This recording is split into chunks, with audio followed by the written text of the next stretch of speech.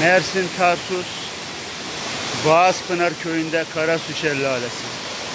Muhteşem bir doğa harikasıyla baş başayız.